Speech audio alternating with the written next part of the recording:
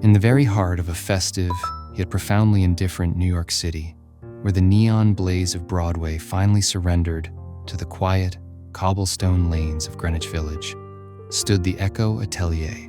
It was an ancient, imposing structure, a former ballroom, where time itself seemed to have ceased its passage. Inside, a perpetual twilight reigned, steeped in the compounded scent of aged wood, dust, and promises long since forgotten. For Ariadne, a lighting designer from modern New York, the place became an instant refuge from the ceaseless metropolitan rush, a quiet sanctuary where she sought inspiration for her newest, most nostalgic project. On this Christmas Eve, as the city exploded around her in blinding lights and torrents of hurried humanity, she deliberately chose the silence of the atelier. Her solitude held no fear for her. Rather, it merely accentuated a deep, inexplicable feeling that here, among the lingering shadows, she was fundamentally not alone. Exactly 97 years earlier, within the very same hall, Julian, a young artist, was wrestling with the gnawing cold and despair. It was December 1928. His studio, rented with his last meager funds, was utterly frozen, and the light from the gas lamps barely managed to pierce the heavy, ceaseless snowfall. Unlike the dazzling future, his city glowed with a soft, sepia-toned yellow, yet this brilliance offered him no warmth. He was profoundly alone in the midst of a crowd.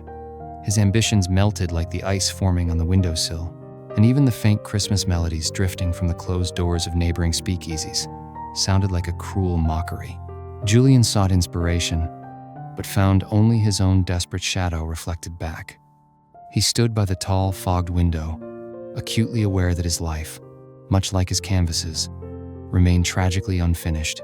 On Christmas Eve, as the city beyond Ariadne's window clamored with horns and the amplified cheer of holiday carols, she was setting up her lighting equipment in the atelier. Suddenly, on the mirrored surface of an antique cabinet, she saw something. It was not her own reflection.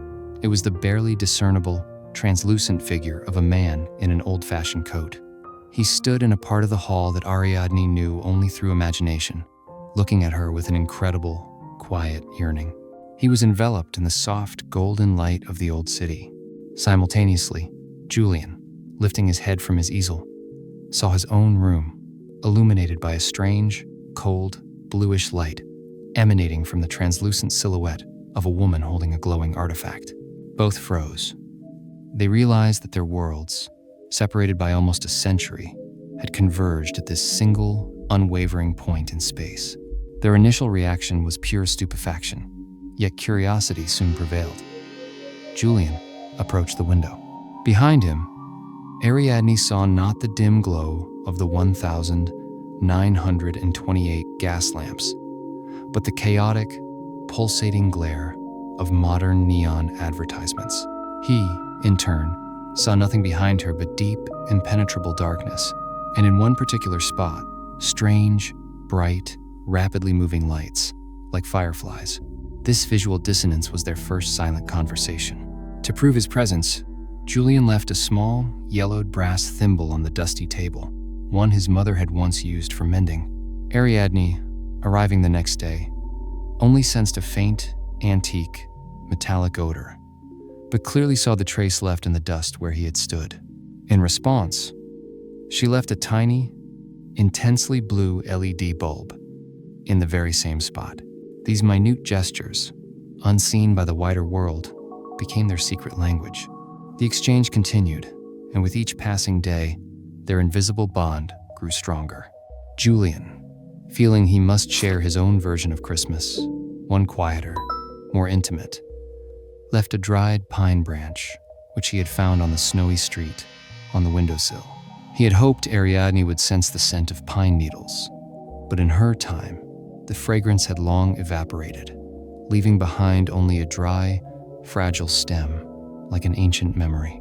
Yet, when Ariadne arrived and saw the brittle branch, her heart tightened with sadness, realizing she could never truly touch his era. To comfort her invisible counterpart, she took a small candle, scented with cinnamon and orange, a classic aroma of her modern Christmas from her bag, and lit it in the corner. Julian, upon returning to his frozen atelier, did not see the candle, but his room was filled with a powerful, warm aroma he had never known before, yet which instantly filled him with the spirit of holiday anticipation, home, and comfort. Inspired by the sudden warmth and the ethereal connection, Julian returned to his abandoned notes. He could not speak, but he could write music. The inspiration he had sought had finally reached him from the future. He composed a small, elegiac waltz, slow, yet full of anticipation and unspoken feeling. He rolled the sheet into a slender scroll, tied it with a yellowed thread, and tucked it into a tiny, unseen crevice he discovered in the ancient wall, hoping the paper, preserved within that structure, might cross the barrier of time. Ariadne, following a keen intuition, examined the wall and found the delicate yellowed manuscript. They were notes written in a hand she did not know, yet which felt incredibly familiar and kindred. She understood. This was his voice, his silent confession. She resolved that she must return his melody to him, and that this music would serve as their only perfect rendezvous. While Ariadne practiced the waltz on the piano at her apartment, feeling that every note was his touch, New York City, on Christmas Eve, 2025, reached the zenith of its holiday splendor. The electric string lights on Fifth Avenue shone like scattered stardust, and people, wrapped in thick scarves, hurried with gifts, their faces bright with expectation. At the same time, Julian, in 1928, looked out at the shop windows, which, for the first time, seemed to glow brighter, specifically for him. He saw things he had always ignored: genuine smiles, the bustling hurry of passers-by, the warmth emanating from the doors of restaurants where live jazz played. The city of 1928, for the first time, appeared not as a prison, but as a stage where a miracle was about to unfold. He knew that miracle would be her return to the atelier, and he waited. Finally, the culmination night arrived. At 11:55 p.m., as the clock on the nearest church was poised to strike midnight, Ariadne returned to the Echo Atelier. She brought with her a small antique gramophone and a record onto which she had pressed the performance of Julian's waltz. The music filled the hall, becoming a material, acoustic bridge between the epochs. In 1928, Julian heard his waltz loud, clear, and alive, as if an orchestra were playing directly in his room. He saw Ariadne's silhouette, which was no longer hazy, but almost tangible, glowing with a soft, modern light. He approached her, without touching, and began to dance, leading her with an invisible hand across the old, dusty ballroom floor, enveloped by the music of his past and her future. In the moment of their silent waltz, the atelier was transfigured. The light from Ariadne's gramophone, mingled with the illumination from Julian's gas lamp, created a strange, golden blue glow, as if their respective centuries had merged into one single, perfect instant. Ariadne could clearly see the furniture that no longer existed through his translucent silhouette. Julian, in turn, could see the ghostly outlines of modern equipment through her semi-transparent form. They were utterly focused on each other, paying no mind to the world that surrounded them. In their dance, there was no sadness, only the pure, unspoken joy of finding one another. It was a perfect, completed scene, a moment perfectly caught between two centuries. When the final notes of the waltz dissolved into the silence, they stood frozen. The hour granted to them by fate was drawing to a close. Julian walked toward the window through which he had once stared into his lonely future. Ariadne stood opposite him, her face wet with tears, yet alight with a smile. He raised his hand and pressed his palm against the glass, knowing this was his last, most vital gesture.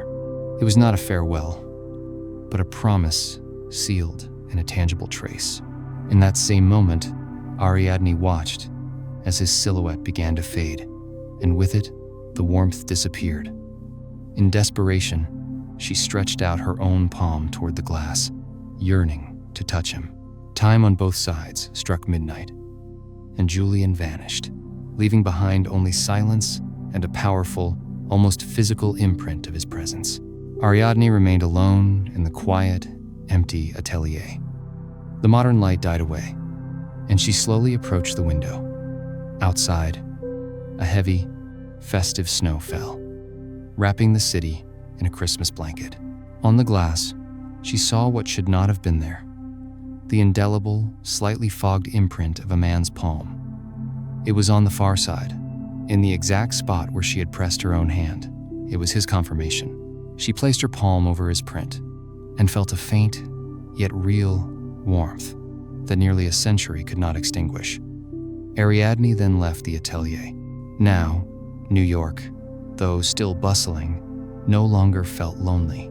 She had not received a gift from him, but something far greater: the proof of an eternal connection, sealed in a single, indissoluble trace on the glass, shining on Christmas night, which became her personal, unbreakable echo of Christmas. The city, dressed in its winter decorations, lived in its usual pre-holiday rhythm. Snowflakes, soft and slow, swirled in the glow of streetlights as if trying to soothe all the rushing people. The streets were bustling. Some were choosing gifts, others hurrying to meetings, and some simply wandering, hoping to breathe in a bit of magic from the cold December air. Emma was among those who were darting about on errands. She was driving her small car, which trembled slightly on the packed snow. The roads were slippery, and every turn required caution. Yet the view outside the window filled her with the gentle mood of winter. Emma loved winter, but hated traffic jams, especially the kind that appeared in the final days of the year. Her route was short, but it stretched out because of an unexpected blockage. To get around it, she turned onto a small street she rarely used. Her mood at that moment was both restless and tense. Too many things were squeezed into the last remaining days, too many thoughts tangled in her mind. She sped up slightly, hoping to quickly pass the deserted stretch of road. But that was exactly where everything happened. A figure suddenly appeared from around the corner. Emma slammed on the brakes, her heart leaping into her throat. The car skidded on the thin layer of ice, but fortunately, stopped just centimeters away from the young man. He froze, as if trying to understand whether he had imagined what just happened. His face looked surprised, but not frightened. Emma exhaled with such relief that it felt as though she had regained the ability to breathe. The guy took a step back, gesturing that everything was fine. Emma's gaze lingered on him for a moment. There was something surprisingly calm in his features, despite the episode that had just occurred. He waved his hand, signaling that she could continue driving, and Emma, drained of strength, simply nodded. She drove on, but for a long time afterward she felt a strange, ticklish excitement inside her. The image of that unexpected encounter of the guy with the warm eyes that seemed to hold all the winter quiet of the city remained in her mind. She didn't even know his name, but the chance meeting had already quietly shifted the course of events. The next morning, the city was covered with a fresh snowfall.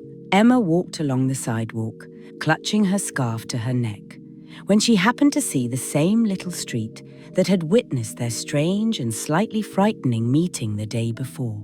Strangely, the thought of that stranger still lingered in her mind, unclear, but all the more compelling for it. She mentally replayed the moment of sudden breaking, but now, instead of fear, she felt a subtle, almost embarrassing warmth. Turning toward the cafe where she liked to get her morning cappuccino, she noticed a familiar figure at the entrance. Her heart skipped a beat for a split second before she recognized him, the same guy who had nearly become a victim of her unfortunate turn.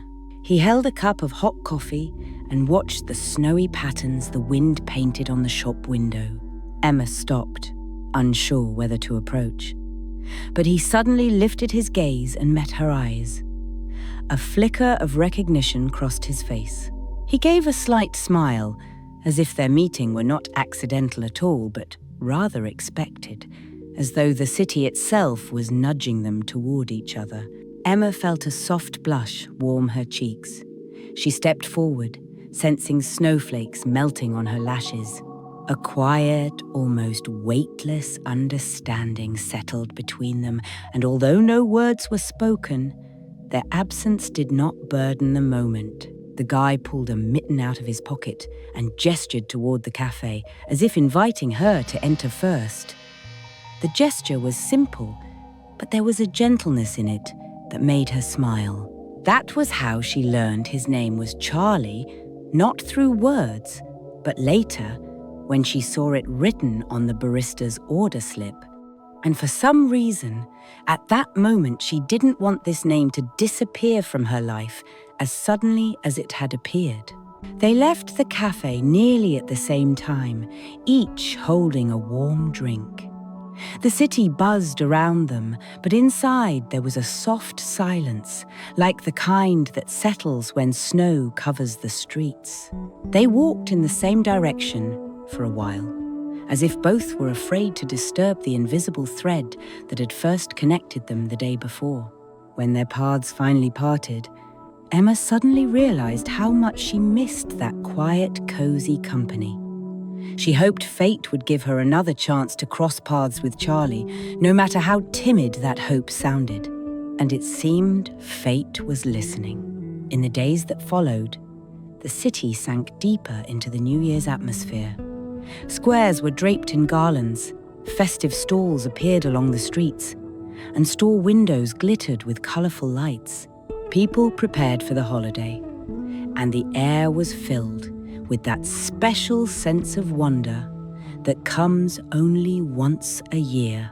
Emma often thought about Charlie, though she refused to admit it to herself.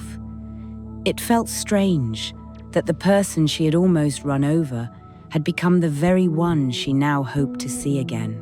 Maybe that was the point of unexpected moments. They arrived when least expected.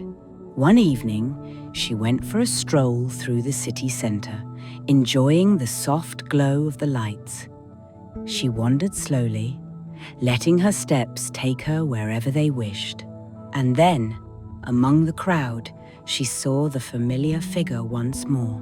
Charlie stood beside a large Christmas tree, watching people who were taking photos, laughing, and soaking in the holiday atmosphere. He noticed Emma almost immediately, as if he had sensed her presence beforehand. Their gazes met, and a quiet spark lit between them. No words were necessary.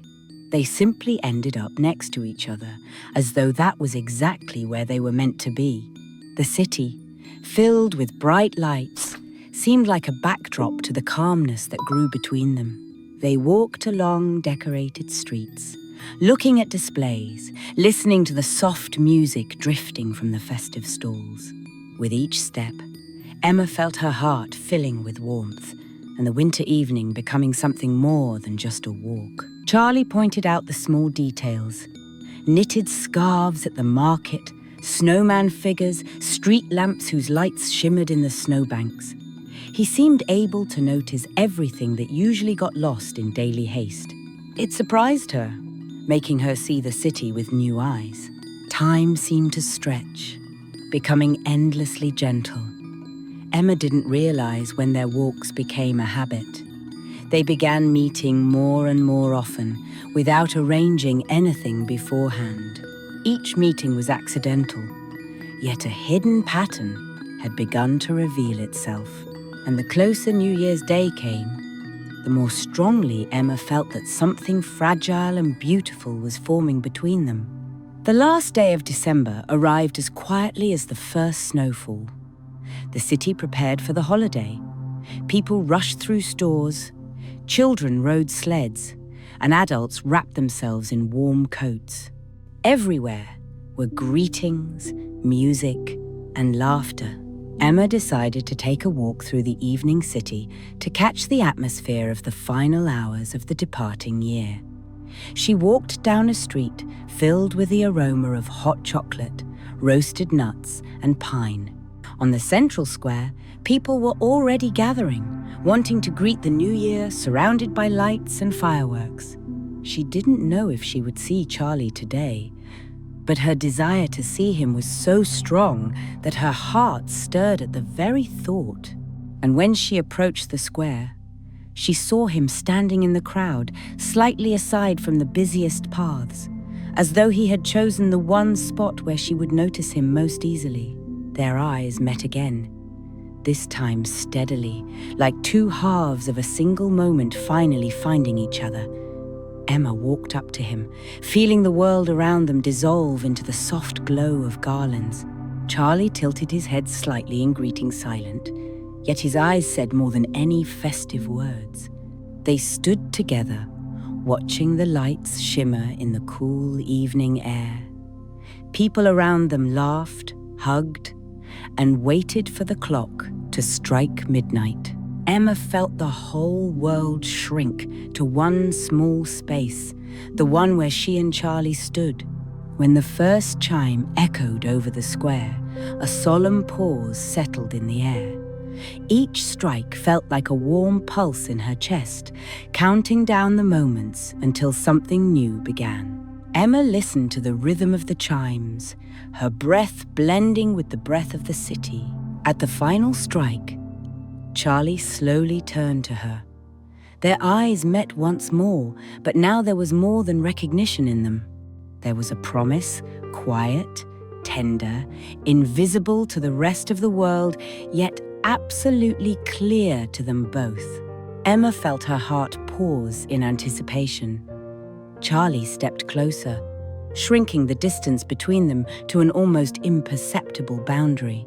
And at the very moment when the first fireworks shot into the sky, their lips met in a soft, trembling, almost fairy tale kiss. The world flared with lights, but for them only this brief, endless touch existed. The new year began with warmth, tenderness, and a feeling just beginning to unfold. When they pulled away, Emma saw in Charlie's eyes the very magic she had been searching for all her life.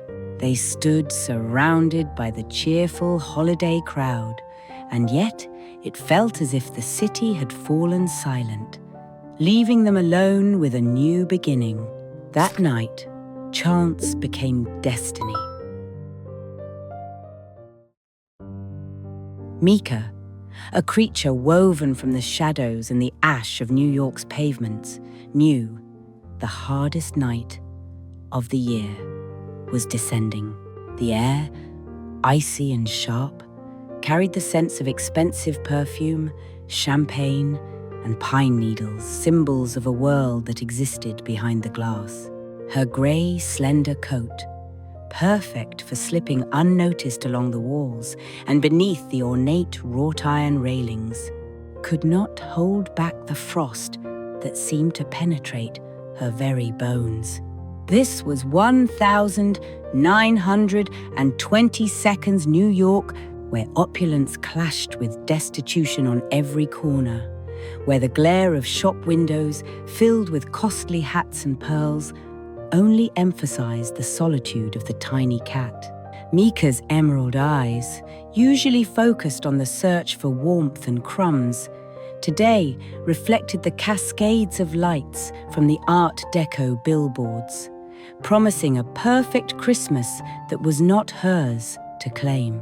The closer Christmas Eve drew, the heavier this alien merriment weighed upon her. The city boulevard, usually throbbing with the roar of elegant limousine horns, was subdued today by a thick layer of fresh snow. People in furs and tuxedos glided past, their laughter bright and distant, like sleigh bells ringing along the waterfront. In every house window Mika peered into, candles burned, reflecting in the tree ornaments.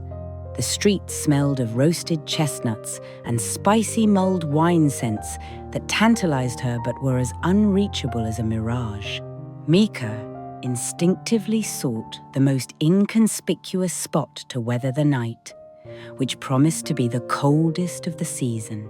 She curled up beneath the base of a massive neon billboard, which glowed in celebration of a Christmas musical. Here, among the construction debris and discarded crates, the cold was unbearable and the harsh light stung her eyes, suddenly piercing the monotonous, ear-splitting rumble of jazz emanating from the depths of an underground club. An altogether different aura broke through. This aura was embodied in an unusually soft, living light that did not belong to the world of celebration and frenzy. It was a radiance, pure and profound, as if it had been drawn from the very heart of the snow-laden silence. Mika raised her head, forgetting the hunger and the cold for the first time in a long while.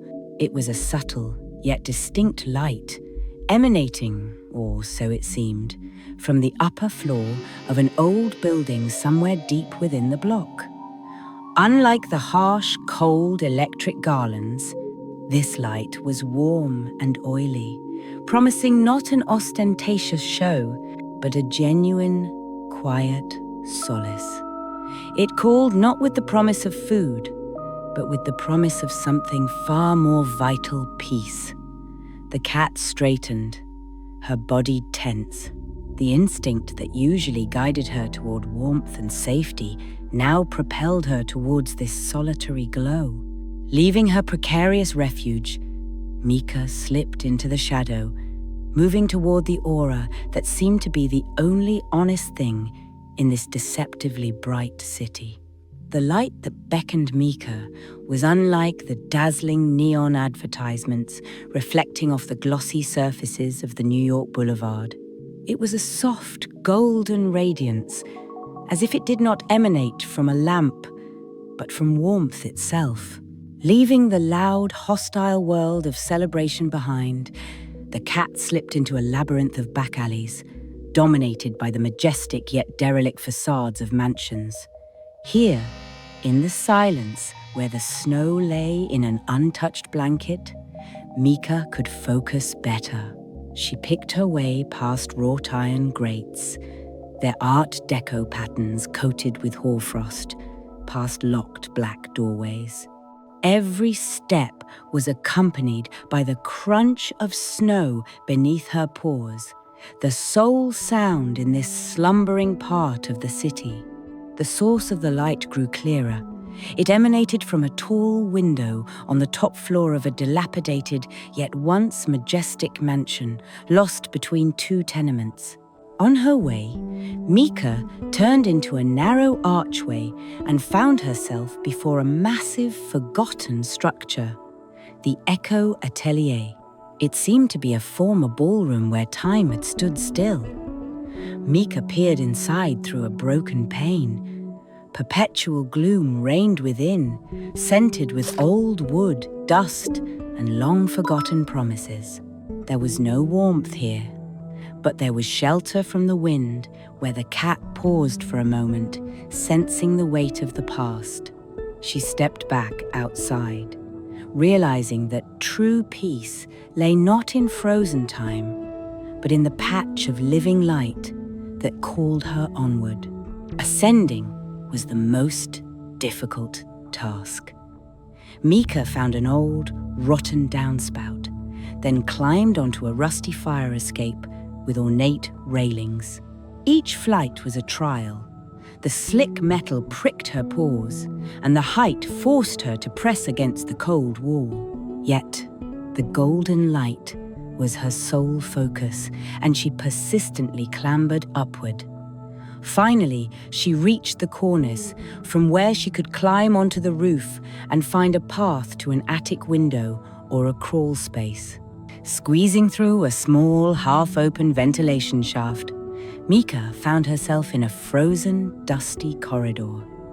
Behind the thick wooden door, the source of the light lay her destination. Mika cautiously squeezed through the gap in the floor, leading beneath the ajar door. She found herself in a spacious, cold atelier. The smell was unusual, Not food, nor perfume, but a mixture of oil paints, turpentine, and old paper, enveloped by the faint, woody scent of smouldering embers. The room was illuminated by the dim glow of a slender-necked desk lamp focused on an easel. Standing at the easel was Julian. He was exactly as Mika had imagined, tall, slightly stooped, with sharp, thoughtful features hidden in the shadows. His coat was draped over a chair, and he wore only an old wool scarf, which seemed to serve as his sole defense against the ubiquitous cold. Julian was entirely absorbed in his creation. His long, expressive hands, stained with charcoal, moved over the canvas with melancholy precision. On the canvas, he was not painting a bright, noisy Christmas scene, but a portrait of silence and snowy solitude, capturing the very sadness that Mika felt in the world around her. In his eyes lay a deep, restrained longing, characteristic of the lonely dreamers. It was a yearning for a kindred spirit, and a warmth that could not be painted. In that moment, he was not merely an artist. He was the focal point of everything Mika sought: quietude, sincerity, and, most importantly, a stationary source of human warmth. Mika, exhausted by the journey and the cold, did not hide in the deepest shadow. She approached the antique commode that stood near the improvised hearth where the last ember glowed. This ember, this single source of natural heat, was her objective. She curled up on the edge of the commode, pressing against the old, thick wool scarf that Julian had left there. Her emerald eyes slowly closed, and for the first time in a long while, she felt the fear and the frost retreat. Julian, finishing the final, most subtle stroke, at last put down his brush. Absolute silence descended.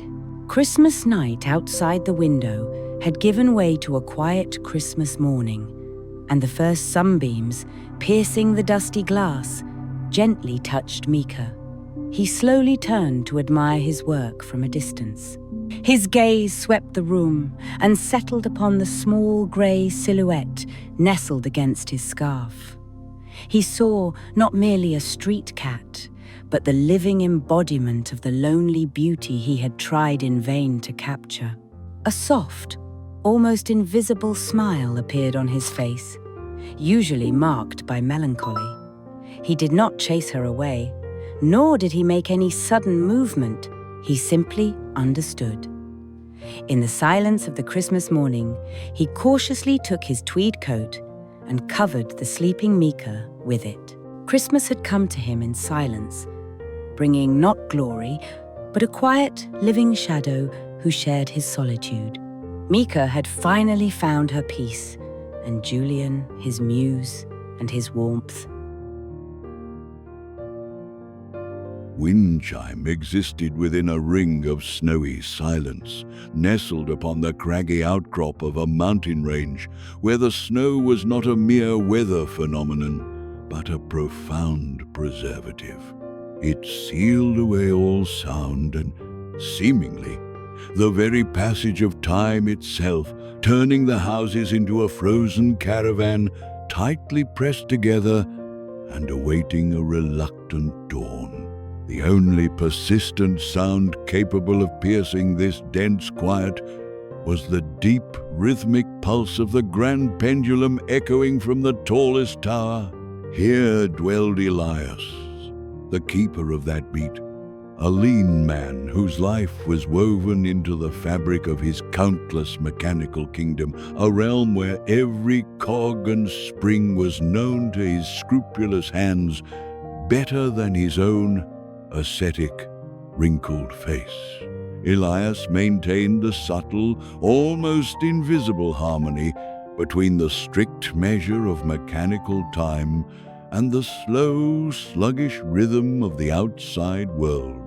Yet, Christmas for him had long since lost any internal luminescence, becoming merely another, the coldest cycle on the calendar, a season he needed only to meticulously see through. Ignoring the scent of celebration and the scattered lights drifting up from the city below, his morning commenced with ritualistic, almost meditative movements, executed with the cold, flawless precision of a perfectly maintained mechanism.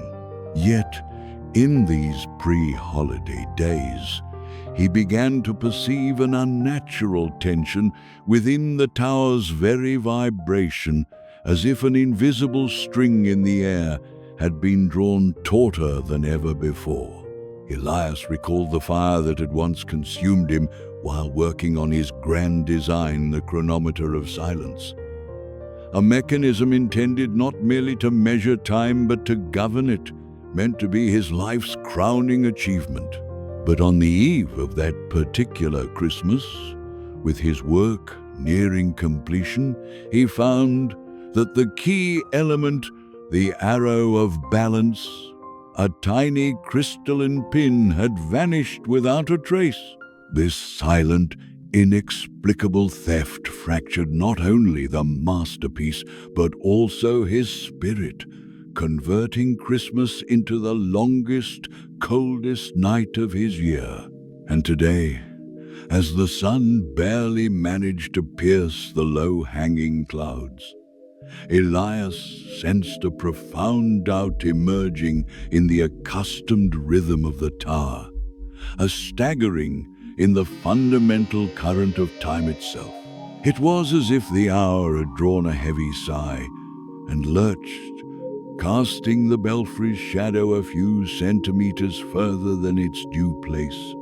Alarm, a sensation utterly foreign to his measured life, drove Elias to immediately descend into the city to examine its mechanical echo, and there he found utter chaos.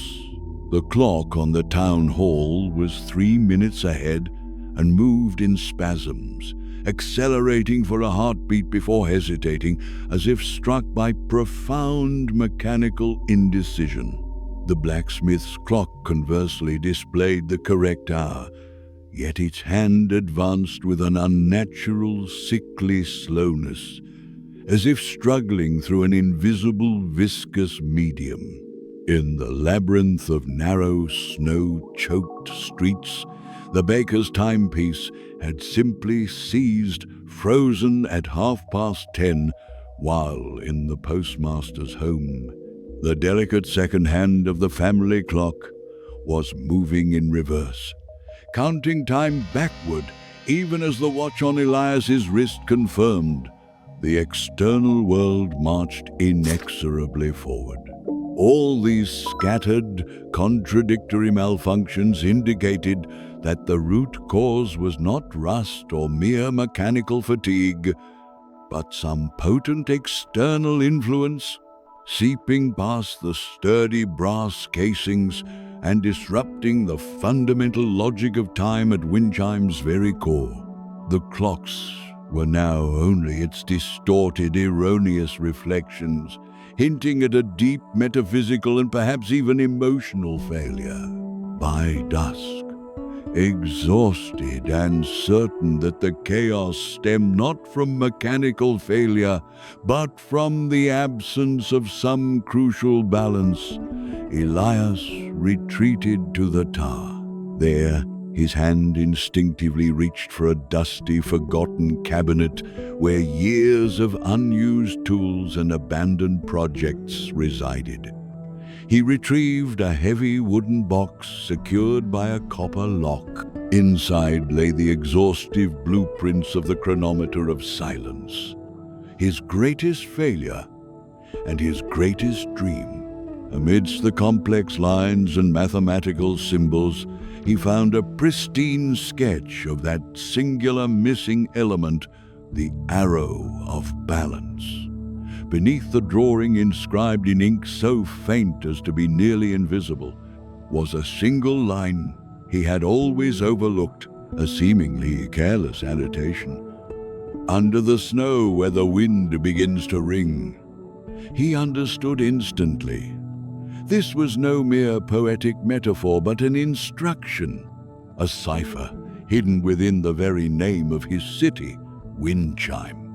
It was a direct hint to a specific mountain pass or narrow gorge where the wind, slicing through the rocky outcrops, created a characteristic melodic whistling sound, echoing the distant chime of bells.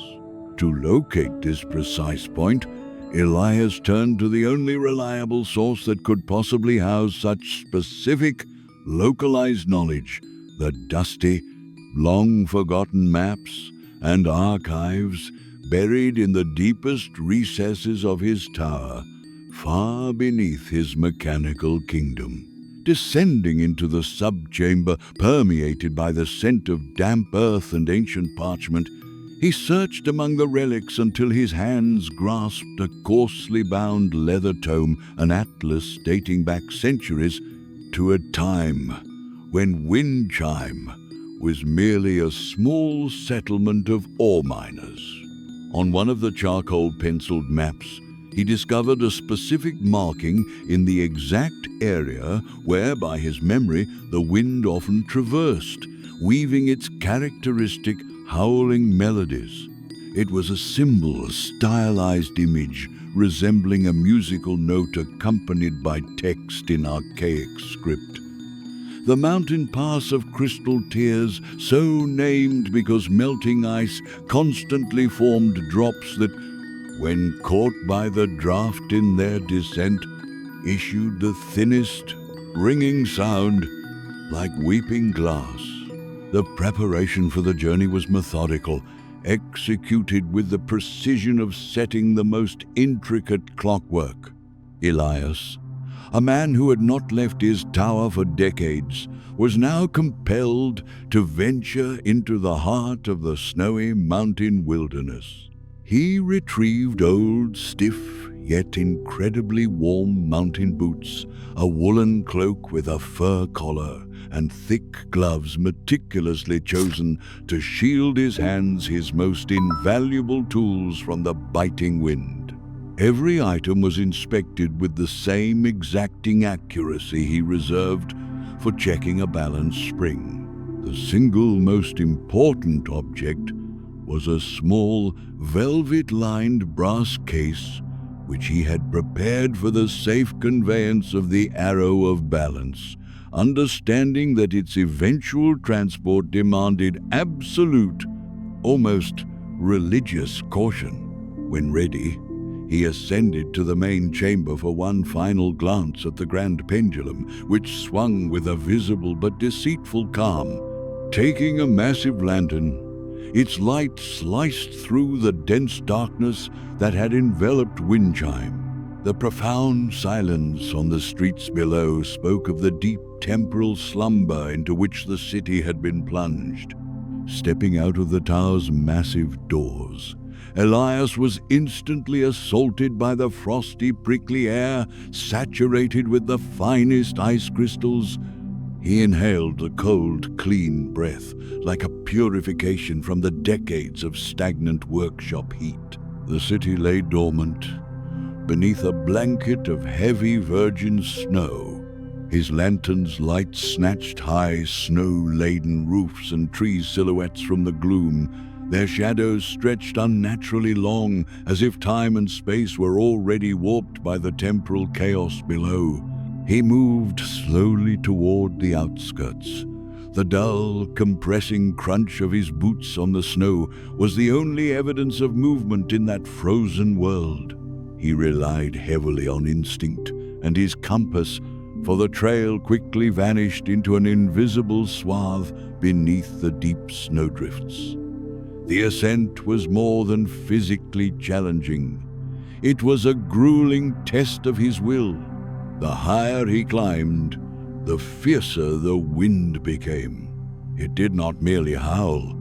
It whistled, wailed, and resonated with a thin, metallic ring as it passed through the icy formations on the rock faces. creating that very distinctive wind chime sound that became his solitary guide. The climb was utterly grueling, but the piercing, resonant sound of the wind, a sound mirroring the signal his chronometer was designed to emit, served as a flawless navigator, keeping Elias firmly on course. Finally, he emerged onto an open stretch where the wind struck with renewed, penetrating force. Ahead, illuminated by a pale moonlight, appeared the entrance to a narrow gorge, cluttered with bizarre, almost sculptural ice formations. This was, without a doubt, the mountain pass of crystal tears. It resembled a great, cracked crystal itself, its walls layered in frozen water that reflected billions of sparks in the moonlight. Here, the wind chime sound reached its climax, a pure, piercing resonance that seemed to emanate not externally, but from the very core of the air. Elias stepped cautiously into the gorge, utterly absorbed by the ringing sound which guided him forward along a wall coated in a thick, transparent sheet of ice, until his gaze fell upon a perfect, tiny, yet unmistakable indentation frozen deep within the crystal-like surface. The indentation was vacant, yet its form precisely mirrored the contours of the arrow of balance, as if the delicate piece had rested there waiting for him, only to be removed very recently, leaving behind nothing but this perfect crystalline trace. The disappointment of finding the location empty was instantly replaced by a flash of revelation when his gaze dropped to the bottom of the imprint. There, carelessly etched into the ice, was another marking no longer words, but symbols, a tiny stylized image of a Christmas star framed by two crossed twigs. Elias understood this was not a secret cache, but merely a directional pointer. Whoever had taken the part had deliberately left this final vital key, one that pointed toward the true location, a place intertwined with the holiday and with nature. This revelation confirmed his long-held suspicion about the profound metaphysical nature of the component's disappearance. He descended the pass hastily, yet with meticulous caution, his mind working with stunning speed as it processed the symbols, the star and the twigs. This could only signify one location. The oldest and tallest fir tree in Wind Chime, the single spot the residents, despite their loss of faith in time, still bothered to adorn with garlands every year. The tree stood at the very center of the main square, directly before his tower, and it alone retained an internal, non-mechanical connection to the spirit of the holiday. Elias ran through the snowy city, heedless of the cold. When he reached the square, his heart nearly seized. He saw the grand fir tree, its apex crowned by the massive antique brass star he remembered from his own youth. Drawing closer, he raised his lantern and saw that the star was fastened not with ordinary wire, but by a tiny, fiercely shimmering crystalline pin, the piece he instantly and unequivocally recognized. The arrow of balance had been here all along, visible to everyone, yet masked by meaning. The one who removed it had not wished to steal time, but to demonstrate that true temporal balance resided not in mechanics, but in faith, in wonder, and in the very spirit of Christmas. Elias carefully extracted the crystal, his thin hands trembling with cold and the sheer gravity of the moment. Immediately he felt the world around him subtly shift, and the profound silence of Wind Chime was instantly infused with something vital and new. Rushing back to the tower, he ascended rapidly to the chronometer of silence, which awaited its true hour. As the arrow of balance slid into its rightful socket, the mechanism responded with a gentle, almost musical click. In that exact instant, every city clock that had been living in chaos synchronized with perfect, unbreakable accuracy. The external world ceased to be frozen. Outside, directly beneath his window, the first clean, true Christmas laugh rang out. Elias realized then that he had restored not just time, but hope. The city of Astral lived its life, not by the sun, but by the color spectrum of anticipation. Its Christmas was a pure, materialized confluence of emotion and sensation. A thick, warm scent of gingerbread and pine sap drifted through the streets, mingled with the quiet, tender chime of crystal bells. At the heart of the city stood the great fountain of color, and around it, suspended on the finest threads, hung thousands of crystal vessels. Each vessel held a concentrated hue: the scarlet of a child's joy and cranberry ribbons, the deep blue of a winter night's serenity, the emerald of fresh fir needles. These colors were the collective gift the city bestowed upon itself. Alara, the keeper of light and hue, was the custodian of this spectrum. Her gift was the capacity not merely to see, but to feel every shade as a living, warm vibration. On this night, 3 days before the grand festival, she was performing the ritual of renewal. The touch of her hand made the hues within the vessels pulse brighter. She felt the collective anticipation rise, becoming an almost tangible golden dawn. Deeply hidden in her pouch lay the single most crucial vessel of pure hope, her personal reserve. As she completed the ritual, all the vessels should have exploded in a blinding golden radiance. But at that very moment, from the northwest, a direction where the wind never blew, the colorless mist descended upon the city. It was neither white nor gray, but utterly neutral, consuming every shade it touched. The mist glided across the square, making no sound. It was absolute muteness, pure and simple, which suffocated even the inner voice and muffled the timid chime of the bells. Alara felt her gift wither. The colors around her grew flat and indifferent. And then she saw him. Leon, the sculptor of silence. He moved within the mist, his figure perfectly outlined, yet stripped of all hue. He had once been a renowned artist of astral, obsessed with pure form, and now the mist had made him its conduit. Leanne moved with surgical precision, touching the vessels. It was not destruction. It was a jewel, like theft. With every touch, the vessel lost its color, turning transparent, yet remaining unbroken. Leon was stealing not the crystal shells themselves, but their living essence, the collective emotion.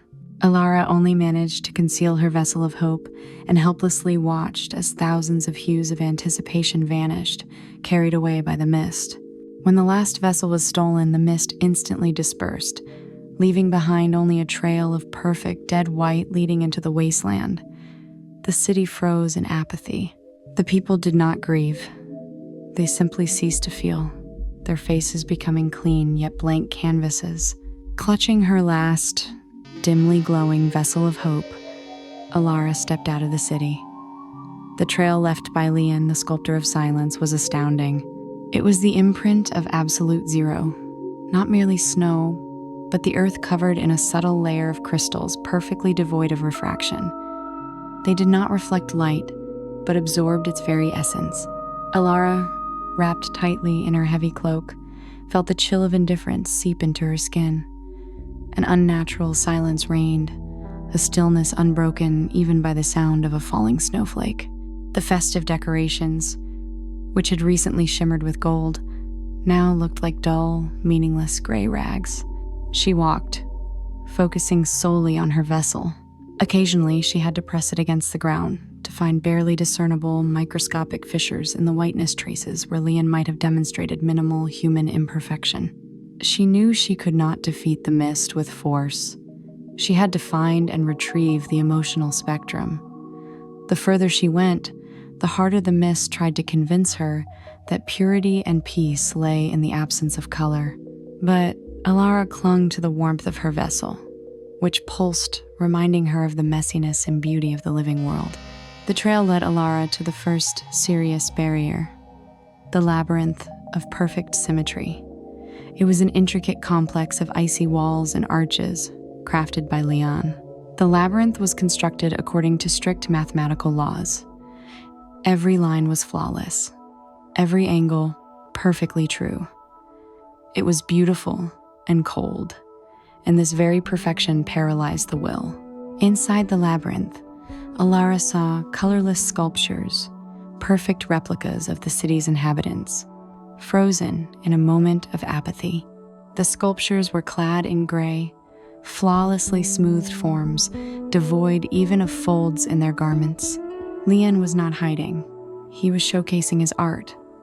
Alara realized that the labyrinth was a challenge to her sensory gift. She began to search for a disruption in the harmony. She noticed that while the walls were symmetrical, their symmetry was dead.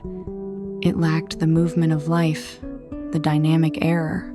Using the vessel of hope, Alara began to isolate those sections of the labyrinth where a minimal fluctuation of light could be felt, points where Leon, being an artist, had failed to completely extinguish his creative fire. These were his involuntary errors in symmetry, and they pointed the way out. Alara emerged into a wide, perfectly flat valley covered in coal-black ice. This was the crossroads of apathy, a place where clots of old, discarded emotions were stored. On the icy walls hung the shadows of forgotten sensations, fear, disappointment, nostalgia.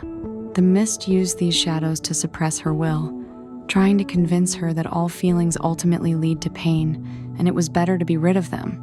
Alara felt her own memory of vibrant colors begin to fade. What was red? Merely a wave. What was happiness? Simply a fleeting spasm. Leon wanted her to believe that the only path to peace was emotional nullification. Her salvation came not from a grand memory, but from a messy yet sincere color she materialized with her vessel, the hue of melted wax on a fingertip. This was the color of small, insignificant but living pain and clumsy care. This memory of life's imperfection shattered the mist's flawless illusion, allowing Alara to move onward, clinging to that imperfect, warm shade. Leon's path led Alara to a hall where she confronted an icy double, created by the mist, but sculpted by Leon. Alara's double was perfectly calm and impassive. It spoke silently, yet its message was clear. Your duty is an endless, meaningless burden. Stop. Let go. Here in stillness, there is no suffering, no failure. The double showed Alara her future life, devoid of emotion, yet perfectly ordered and free from risk. This was a test of personal apathy. Alara knew that if she believed her service was meaningless, her vessel of hope would empty. She did not argue. Instead, she materialized 3 colors around herself that were impossible to order: the venomous green of first jealousy, the dull brown of an old mistake, and the shimmering orange of sudden inspiration. She showed the double that life was a mess, and that this very mess was what made Christmas valuable. The icy double, unable to withstand this chaos of emotions, cracked and crumbled. Alara reached the center. It was a vast circular grotto, its dome vanishing into the cold, lifeless darkness. This was the Vault of Void. Thousands of stolen crystal vessels hung suspended in the air. They were transparent, yet not empty. The colors within them were asleep, frozen in a state of perfect inactivity. In the center of the hall stood Leon. He was covered in the finest layer of rime, and his face expressed a perfect, cold serenity. He did not raise his hands. He said not a word. He was the final sculpture, a work of art that had achieved absolute purity by renouncing life. Beside him, like a clot of shadow, the colorless mist wavered. This was the most terrifying aspect. The mist was not a villain. but a promise of peace. And Leanne was its successful exemplar. Leanne finally spoke, not with his mouth, but with a vibration in the air. He showed Alara the beauty of this silence, how free it was from the chaos of the holiday, from the screaming shades of joy and pain. He stretched out his hand toward the vessels, demonstrating their flawless, glassy form. He tried to convince Alara that her duty was over. Let these colors remain beautiful, yet dead specimens. Alara stepped forward. She did not fight. She opened her vessel of pure hope and released its color. It was not a blinding light, but a soft, deep, golden amber hue that began slowly to envelop Leanne. This color did not attack, it reminded. It was the color of the creative impulse, the hue of the first, imperfect brushstroke on the canvas, the color of a hand-seeking form. The golden amber hue of hope pierced through the rime on Leanne. Leanne winced. He saw not beautiful peace, but the empty, dead form he had created. He realized that perfect symmetry was the end of art, not its zenith.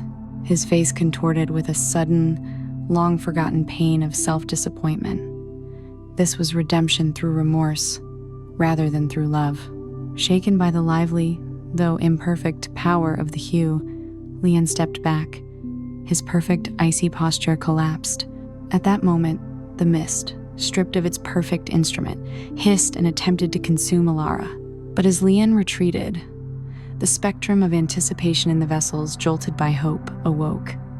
Thousands of shades flared, filling the grotto with a living, warm light. The mist, unable to exist near genuine emotion, dispersed, turning into harmless vapor. Alara, weary yet serene, gathered the vessels. The journey back was swift. As Alara carried the vessels, the world around her filled with color.